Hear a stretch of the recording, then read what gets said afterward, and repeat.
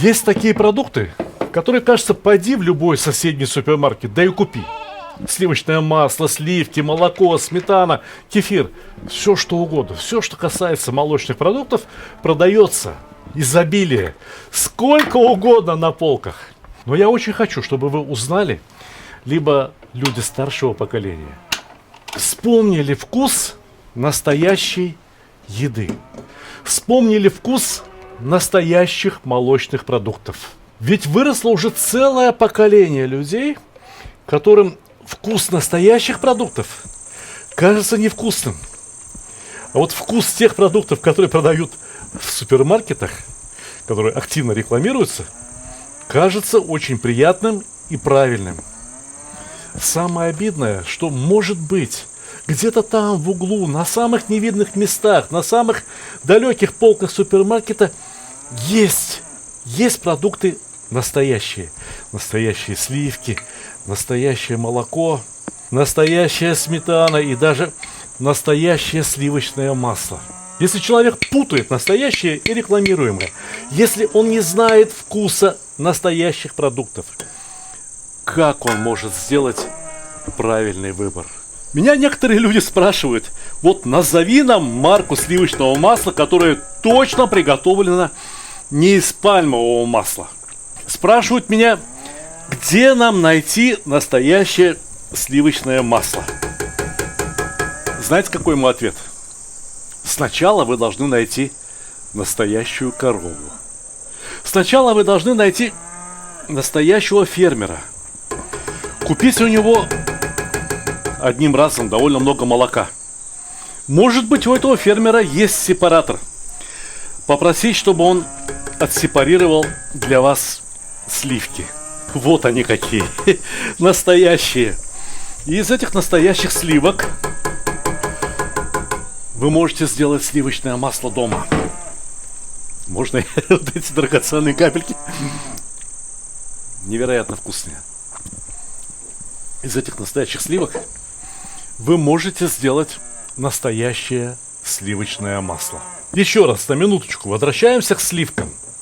Ну, многие-то жили же когда-то в деревне, либо хотя бы бабушки в деревню ездили.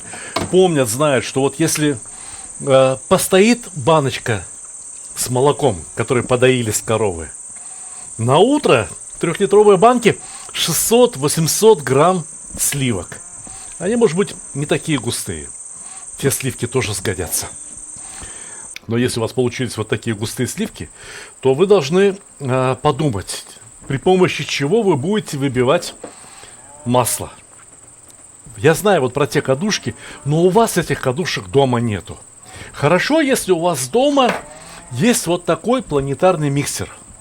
Тогда важно правильно выбрать. При помощи вот этой метелки вы будете сбивать масло, либо при помощи вот такой лопатки. Метелка сгодится, пока сливки не такие густые, пока они достаточно жидкие. А если хорошие сливки постоят, ну не знаю, ночь хотя бы, или пару дней, то они становятся вот такими густыми. Пока миксер будет взбивать для нас первую порцию сливочного масла, я хочу показать вам сюжет, который я снял в Азербайджане прошлым летом. Вы сейчас увидите очень необычный способ, как взбить масло.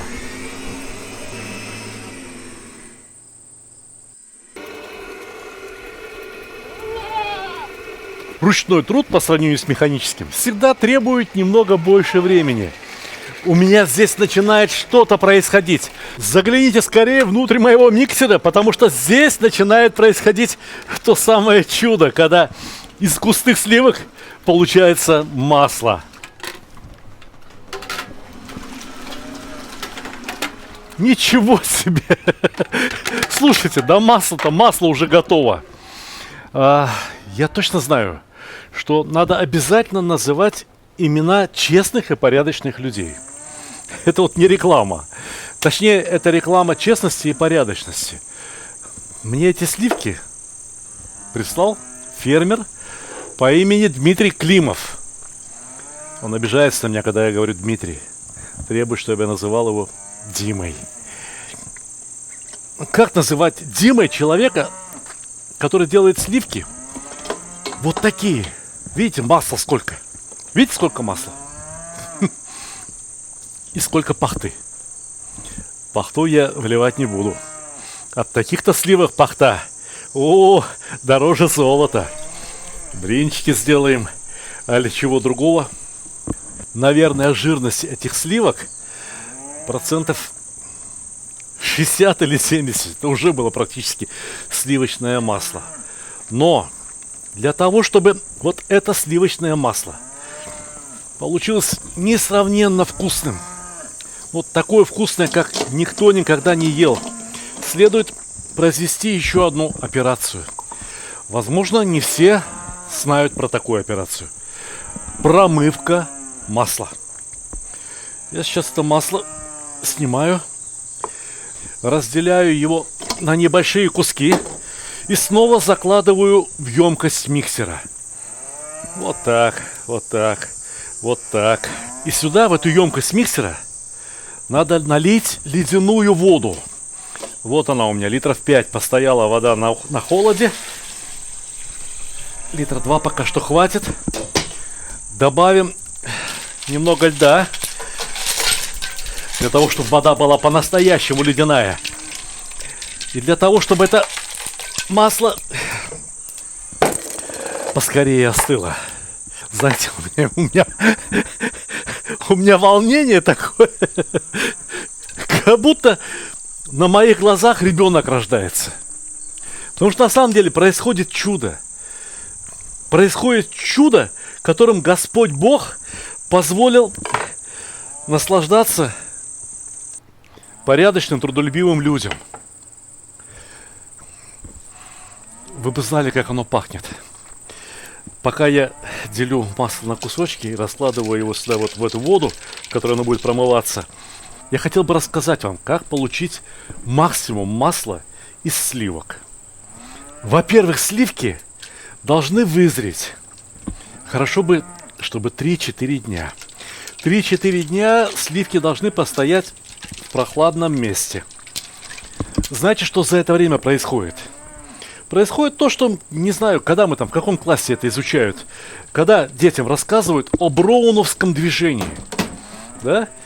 Ну, молекулы шевелятся, и из-за этого дрожат и шевелятся более крупные частицы, которые содержатся в молоке. Например, капельки масла. Коровы разные бывают. Бывает корова хорошо раздоенная, бывает коровка молодая. У коровы молодой капельки масла в молоке получаются очень мелкие. У коровки пожилой, хорошо раздоенной, капельки масла получаются уже такими серьезными, крупными. Так вот, в результате броуновского движения капельки масла двигаются во влаге, встречаются друг с другом. И когда две капельки встретились, они объединяются в одну. Потом эти две вот крупные, вот уже среднего размера, объединяются в еще более крупную. То есть капельки жира внутри молока становятся все крупнее и крупнее. И через 3-4 дня, когда начинаешь сбивать масло, все происходит очень быстро. А сейчас я должен промыть масло, потому что в этом масле содержится все еще довольно много пахты. Пахта – продукт невредный, но это, по сути дела, молочный белок.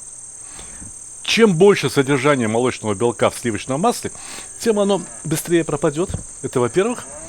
А во-вторых, тем меньше получится жирность масла. Вот сейчас я промываю. Ох, плескает, плещет. Да ладно, по-моему, хватит.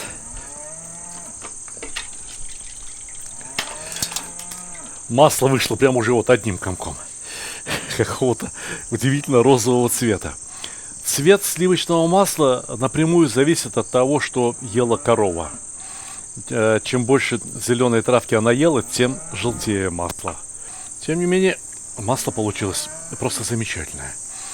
И теперь вот что. Я окунаю руки в холодную воду. Беру масло прям руками. и слепляю его в один крепкий, хороший комок.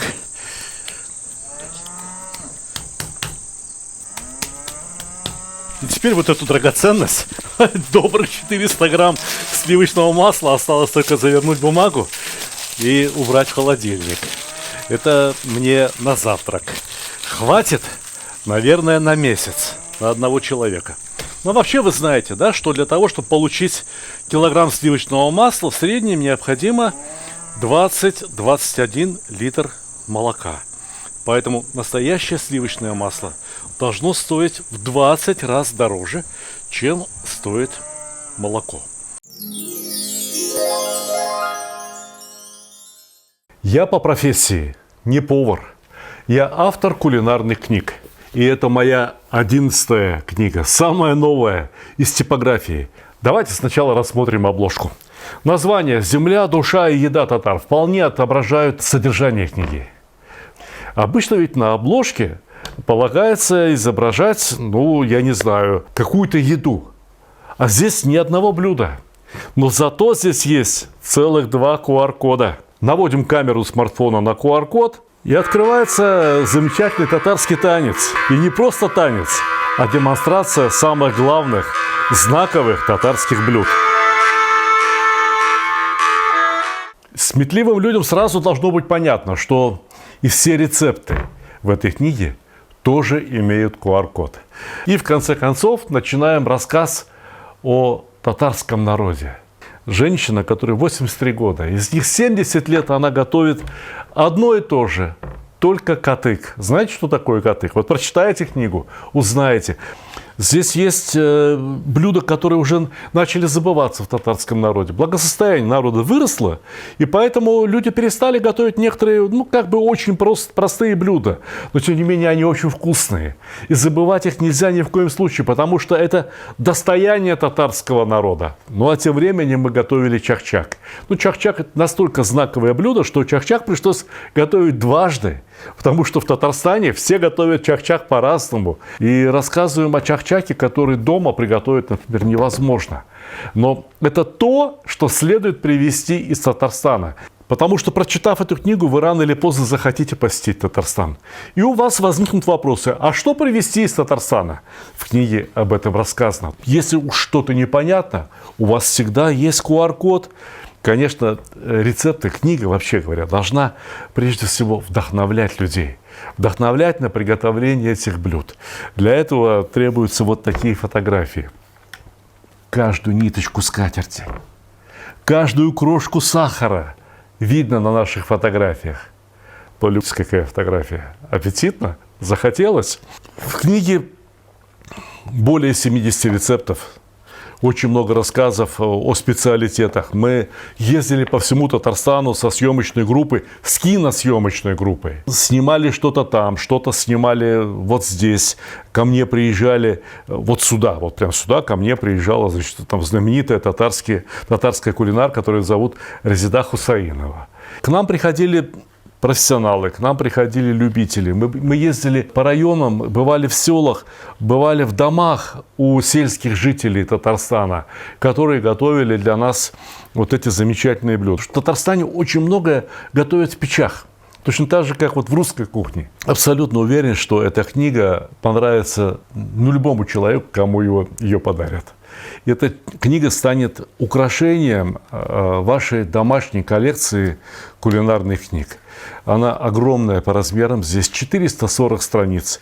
Бумагу мы выбрали самую лучшую, которую только возможно было вообще приобрести.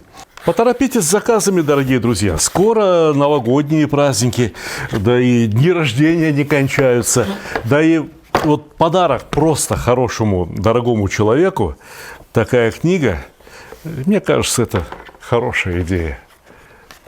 Успехов и приятного вам аппетита.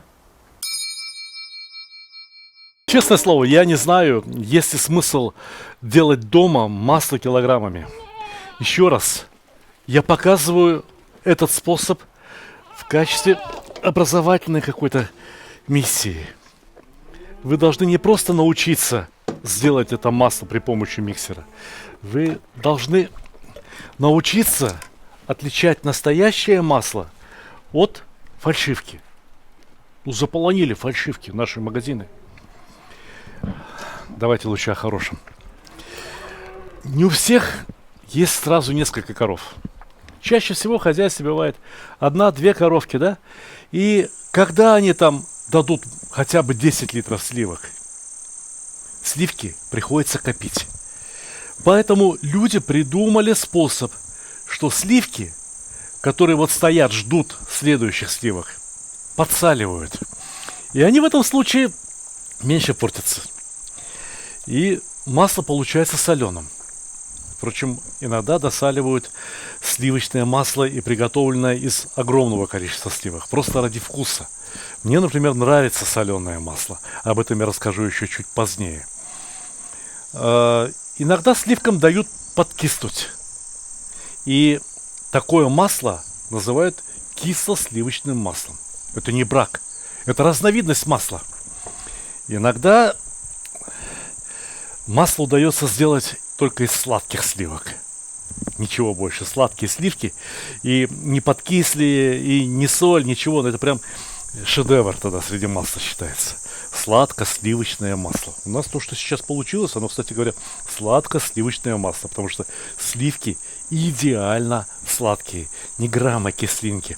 У фермера Димы Климова 5 коровок. Говорит, давайте плохо, жалуются, смотри, какие сливки дали эти коровы.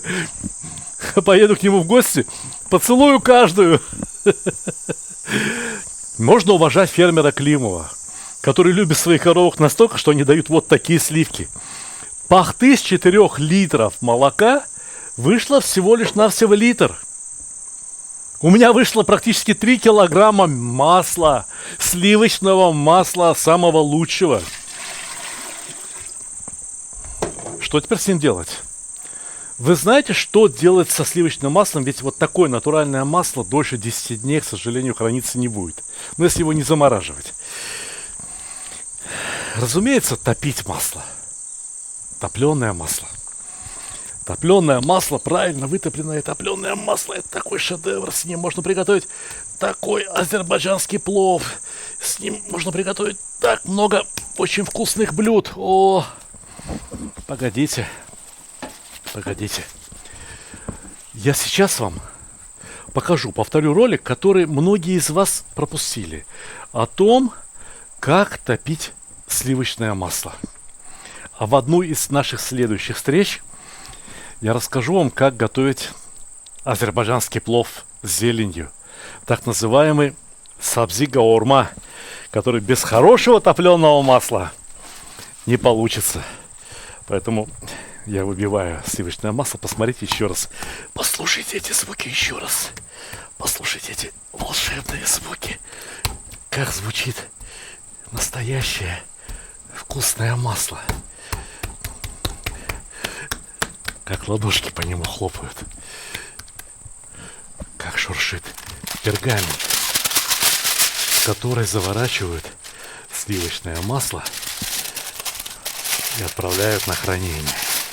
Вот он, заветный фунт сливочного масла. До следующей встречи, друзья.